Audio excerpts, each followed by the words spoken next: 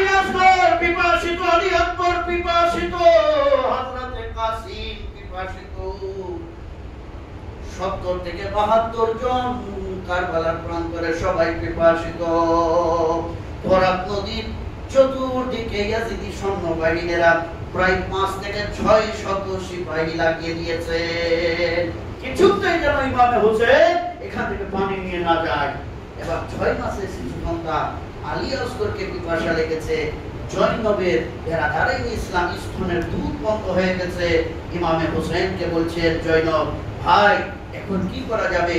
এই যে সন্তান, ইনি তো একেবারে মাসুম, ইনি তো আর বুঝবেন না, এনাকে তো কিছু দিতে হবে, তাহলে জিহ্বা শুকিয়ে গেছে ভাই।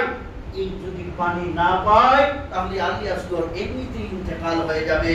বেলাদারাই ইসলাম মুহাম্মদ সাহাবাকে কোন জৈনবের চোখের পানি দেখে আর আলী আসগরের কান্নার আওয়াজ শুনে ইমামে হোসেনের চোখ থেকে পানি চলে আসলো।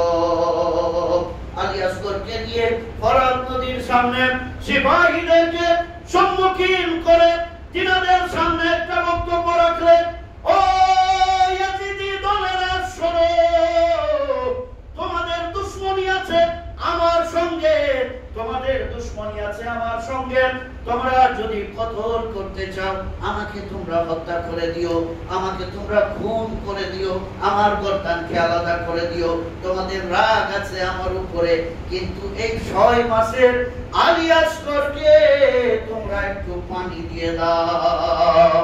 যদি তোমরা আলী আসগরকে যদি পানি দিয়ে দাও, আমি কিয়ামতের দিন হাসরের দিন নানা জানকে বলে তোমাদেরকে হাজে কাউসারের পানি পান করাবো। দুশমনী আছে আমার সঙ্গে, আমার প্রাণকে তোমরা নিয়ে নাও, কিন্তু আলী আসগর কিছু বুঝে না।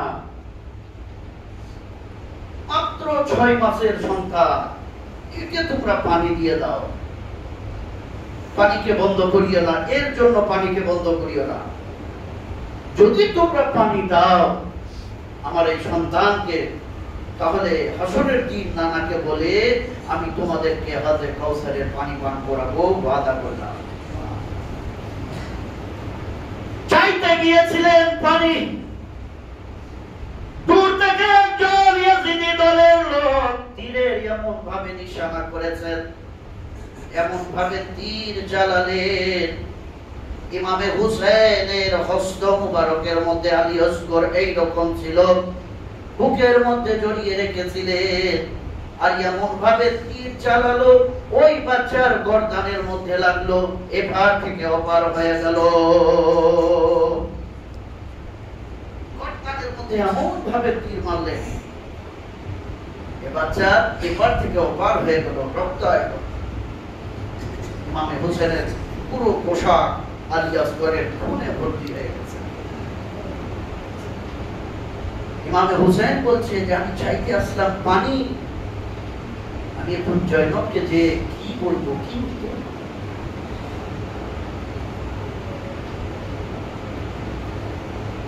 এরা দাঁড়াই ইসলাম মুআজ্জাজ সামাইনে কেরাম, হোসেন ইবনে আলী যখন খেমার মধ্যে ওই আলী আসগরকে নিয়ে আসলেন, থরথর করে ইমামে হোসেনের হাত কাঁপে, আর চোখ থেকে অঝর নয়নে অশ্রু বয়ে যায়। জৈনব বলছে, ভাই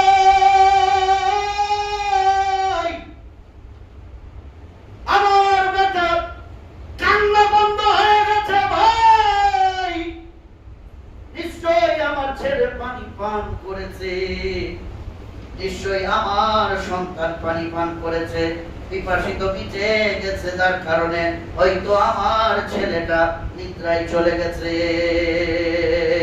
কিন্তু ভাই তোমার চোখ দিয়ে কেন পানি বয়ে যায়?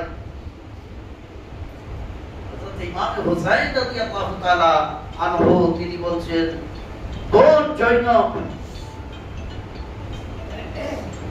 জৈনব তুমি আমাকে ক্ষমা করে দাও, আমি তোমার সন্তানকে পানি পান করাতে পারিনি, কিন্তু তোমার সন্তান বিশাল মর্যাদাবান হয়ে জান্নাতি হয়ে ফিরে এসেছে। সুবহানাল্লাহ। এরা দাঁড়াই ইসলাম মাদ্রাসা সামাইনে কেরাম, আল্লাহ তাবারাকা ওয়া তাআলা